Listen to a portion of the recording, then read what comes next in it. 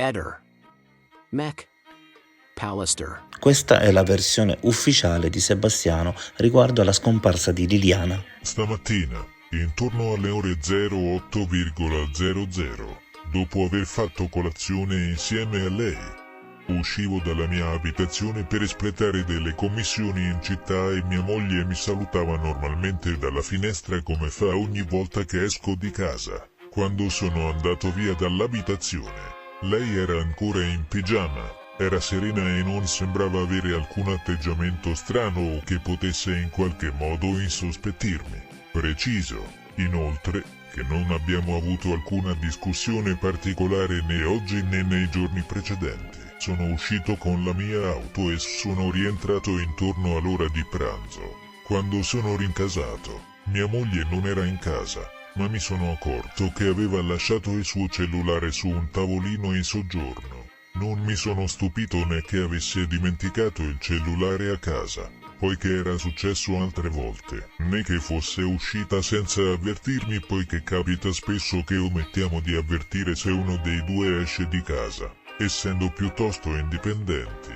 Tuttavia, intorno alle ore 16,00, non avendo alcuna notizia da parte sua, cominciavo a preoccuparmi seriamente. Per questo motivo, decidevo di telefonare al fratello di mia moglie per sapere se avesse sue notizie. Ma non ne aveva neppure lui ed era preoccupato perché anche lui aveva provato a contattarla sul suo cellulare durante la giornata, ma senza ricevere alcuna risposta. A quel punto gli spiegavo che Liliana aveva lasciato il cellulare a casa. Intorno alle ore 17,30 sentivo vibrare il suo telefono e notavo che aveva ricevuto un messaggio da un'amica in comune che stasera mi ha accompagnato qui in quest'ora, tale Gabri.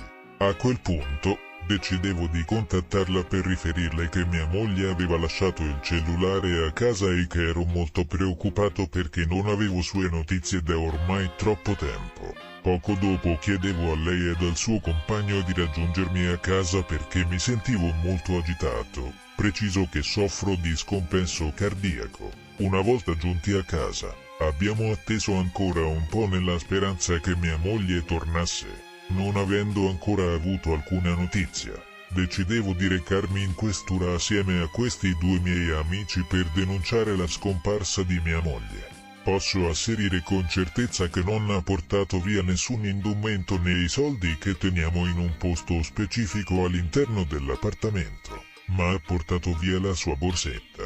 Inoltre, tengo a precisare che mia moglie, prima di lasciare l'appartamento, ha chiuso la porta a chiave. Pertanto dovrebbe avere le chiavi di casa con sé. Ciao. Bene, te ha qualche mega chiamato, Sergio? Sì, mi ha detto, sì. Te ha qualche... niente, siamo disperati, non riusciamo a capire. Adesso oggi è una settimana che la banca... ma Dio mio, ma non si sa niente? Guarda, che avevo anche passato bene gli ultimi 3 giorni.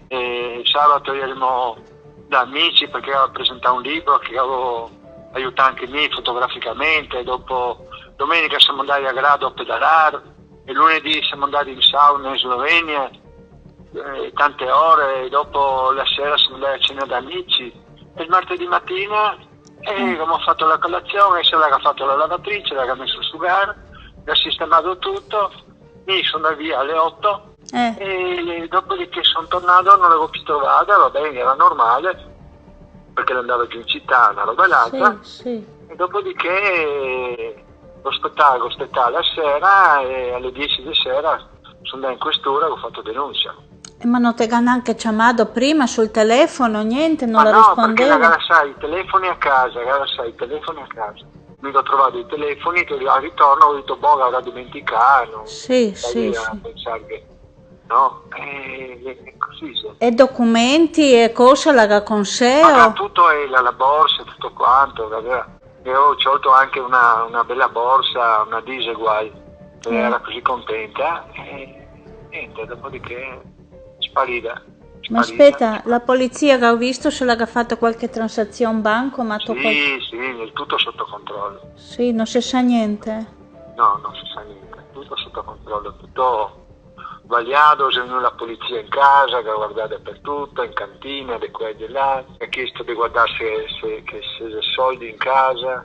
Sì, sì. Mi avevo aperto cassetti che non ho mai aperto in vita mia, dei Lilli, e l'ho trovato 2000 euro, però mi aveva detto che comunque era sti soldi perché se era bolletta qualcosa da pagare, pagavo, insomma. E così siamo veramente, mi sono proprio... Ma sì, che non la resta nessun, almeno che la celeva ma penso, neanche il telefono. Le amiche mi hanno telefonato tutte, Ma abbiamo aspetta, parlato. ti ga provare a chiamare Silvia, che se avessi Silvia qualcosa, perché mi non ho il suo numero. Sono andato da Silvia, abbiamo parlato, siamo telefonato, sono andato a casa sua. Sì, sì, sì. Ti manderò WhatsApp.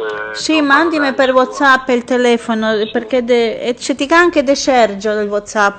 Sì, boh, il numero di telefono di Sergio te lo dà. No, lui mi ha chiamato mi pare del numero di casa e non mi resta il numero. Okay. Ok. Se ti mi puoi mandare De Sergio e De Silvia. Ok, va bene, dai, farò così. Dai. Perché se la hai i documenti e la borsetta con sé, se c'è qualcosa. Io ogni giorno, guarda, ogni giorno se peggio qua. So. Non arrivo, non so. No, sì. Veramente, guarda, no. E niente, non ti ha cosa fare che aspettare. Non ti ha cosa fare che aspettare notizie. Cosa è successo? Perché non la torno a casa? Ma che non la saria sentire male, che non la sei in qualche ospedale o qualcosa? Ma abbiamo cercato tutto negli ospedali, qua e là. La macchina c'è a casa? Ma sì, la macchina, la moto anche, la lì del studio. Non arrivo... Ti dico, vado avanti in giro come un zombie. Credo. Non parlo con nessuno, qualche mi domanda, mi telefona 100 di loro, le amiche, magari telefonato e tutte così, tutti di là. Buon Sebastiano, niente, mandimi questi 2 numeri e se c'è qualcosa fammi sapere. Va bene. Sì, Ale, Ok. Ale, Grazie. Ale, ciao. Ciao. Ehi, non dimenticare di iscriverti a questo canale.